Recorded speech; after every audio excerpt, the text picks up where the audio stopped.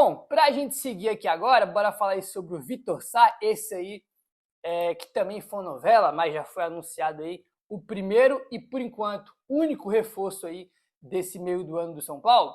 Tá aí, ó. A contratação de Vitor Sá preenche uma carência vista por Dorival Júnior no elenco. Mais um atacante para poder atuar pelos lados do campo. O treinador do São Paulo tratava a chegada de um jogador da posição como prioridade no mercado. Tá a informação aí do Globoesporte.com. O setor passou por mudanças ao longo do ano. Dos 7 reforços contratados em 2026, 2 atuam pelas pontas. O Arthur reforçou o time em março, emprestado pelo Botafogo. E o Vitor Sá, anunciado nesta semana.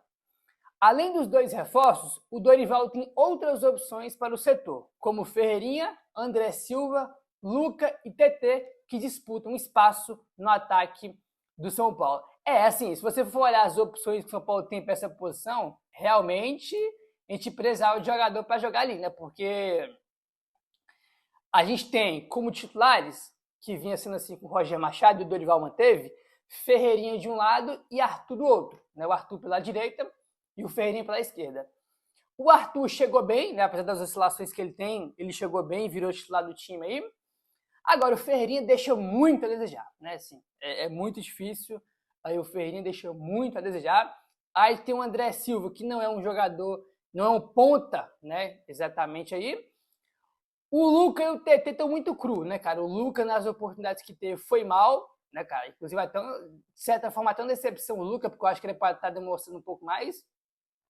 O TT não espero tanto por agora, porque ele tá muito cru, né, cara? Acabou de subir aí, né? Ele tá bem cru mesmo, então acho que não dá nem para esperar tanta coisa dele nesse momento não. Então, se você for olhar essas opções que o São Paulo tem, realmente precisava de mais um jogador aí, mais pronto, mais experiente, para disputar uma vaga aí nos lados do campo. A questão é que eu não sei se o Dorival vai jogar com esses pontas aí, né? Porque quem gostava muito de ponta era o Roger Machado. Beleza que quando o Dorival chega, ele mantém os pontas, mas manteve ali muito por conta de que não tinha tempo para treinar, para trabalhar, para fazer mudança aí no time. Então vamos ver se o Dorival vai manter o time com esses pontas pelos lados aí. E o Vitor Sá chega para reforçar essa posição e acho que vai ser titular, tá? Porque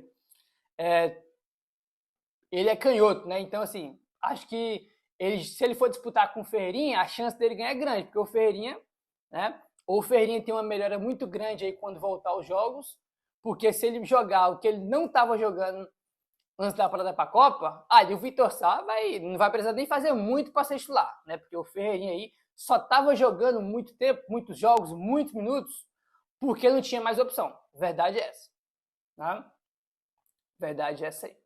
Enfim, independente das questões que a gente já falou sobre o contrato do Vitor Sá, né? Que ele tenha toda a sorte do mundo no São Paulo, que consiga jogar bem, porque ele bem é bom para o São Paulo. Então, que ele consiga ter uma boa trajetória aí e consiga ajudar bastante o nosso São Paulo Futebol Clube. Beleza, rapaziada? Vamos seguindo aqui agora e bora falar sobre o Isaac, que foi um dos destaques do São Paulo na campanha, que foi até a final, né? O São Paulo foi vice-campeão pro Cruzeiro na Copinha desse ano. Bora falar aí sobre o Isaac, tá aí, ó. Alexander Vieira.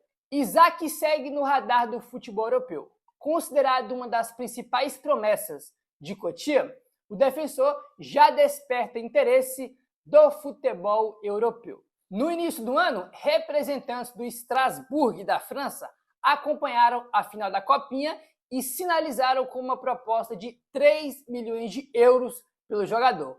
Proposta prontamente recusada pelo São Paulo. O clube francês segue monitorando a situação do atleta e uma nova investida não está descartada. Internamente, porém, a diretoria garante que só vai discutir uma venda por valores considerados muito acima do que foi oferecido anteriormente. Cara, assim, é isso que dá você ficar doando jogador para a Europa. Por exemplo, o Strasbourg, vocês lembram do Strasbourg? O Strasbourg é o mesmo time que vai pagar 5 ou 4, não vou lembrar agora, milhões de euros pelo Ângelo, que vem se destacando muito na base do São Paulo recentemente. Vem ganhando muito destaque na base do São Paulo. já joga na seleção de base. São Paulo doou ele ano passado para o Strasbourg por 5 ou foi 4 milhões de euros. Aí o Strasbourg vê o São Paulo vendendo um jogador com esse talento por essa micharia, vai chegar aqui e vai oferecer aqui. Vai oferecer isso aí, vai oferecer 3 milhões de euros pelo Isaac. É isso aí, cara. Entendeu? Quando você doa aqueles jogadores, igual o São Paulo fez ano passado, você passa um recado para o mercado. Entendeu? Você passa um recado que você precisa vender e que você aceita qualquer coisa para vender os jogadores. E é isso. Tá achando que é com o Strasbourg ou qualquer outro time vai chegar aqui fazendo proposta de 10 milhões de euros, 15 pelos jogadores? Não vai oferecer 3, 4, 5, porque sabe que quando chega aqui, oferece qualquer micharia e os caras aceitam. Entendeu? Como aconteceu ano passado com vários e vários jogadores. Vendeu o jogador por 5 milhões de euros, por 6, por 7, uma vergonha. Entendeu? Isso compromete também a imagem do clube no mercado e propostas futuras, como por exemplo essa. Ninguém vai oferecer muita coisa. Entendeu? Porque sabe qualquer coisa os caras aceitam. É assim, cara. É uma situação bem complicada. Né? É uma situação bem complicada aí. E assim, cara, dificilmente São Paulo vai conseguir fazer grandes vendas aí. Por causa das vendas que fez anteriormente, né, cara? Não vai, mano. As propostas que vão chegar vão ser propostas aí baixas, né? Porque sabe que o clube tem uma situação financeira muito ruim, sabe que o clube tem e é obrigado a vender, porque tem aquela meta de orçamento que tem que bater aí 180 milhões. Então, cara, todo mundo sabe disso. O mercado tá vendo, entendeu? O mercado tá vendo. E quando o clube está nessa situação, é muito mais fácil de você negociar, de você tirar um jogador desse time, de um time fragilizado, que precisa de grana a qualquer custo, que é a situação que o São Paulo vive hoje. Né? É uma situação que o São Paulo vive aí hoje. E isso é muito ruim. Né? É bastante ruim. Aí como o Alexandre Rivera colocou aqui, o clube francês segue monitorando o jogador e uma nova proposta pode chegar. E o São Paulo só vende por valores considerados muito acima do que foi oferecido. Vamos ver, né? Porque falar, qualquer um fala, né? Ah, não, aqui a gente só vende por não sei quanto. Ah, não, aqui a gente só vende se for assim. Vamos ver na prática, né? Vamos ver se não chegar outra proposta aí baixa, se os caras não vendem. Vamos aguardar aí novidades disso. Né, rapaziada? Enfim.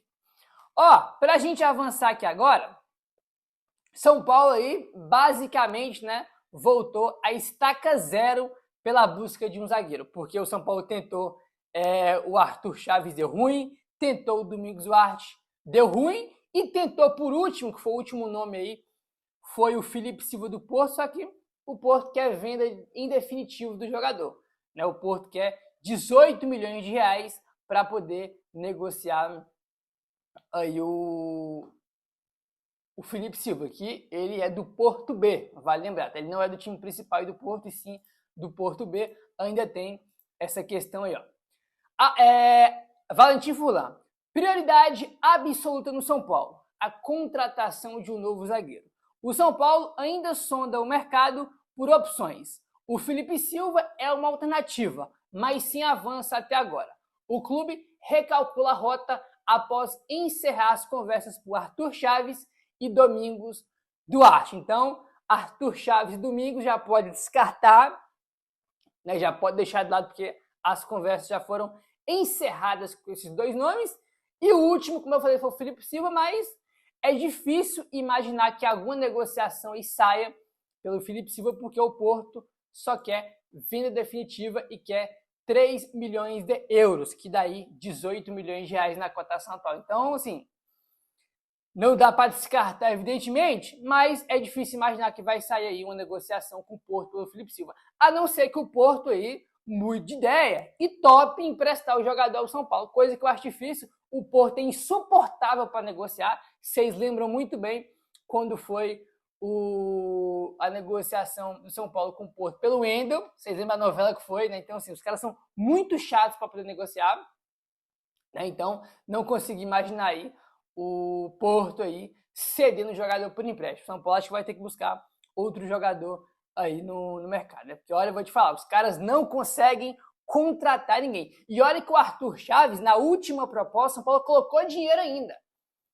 Né? E mesmo assim não conseguiu trazer jogador. Os caras não conseguem contratar ninguém, irmão. Um negócio incrível. Já tentou 300 zagueiros diferentes, não consegue contratar ninguém. E a prioridade, a busca por um zagueiro aí. Mesmo o Arboleda reintegrado, é a prioridade do São Paulo, a chegada de um zagueiro.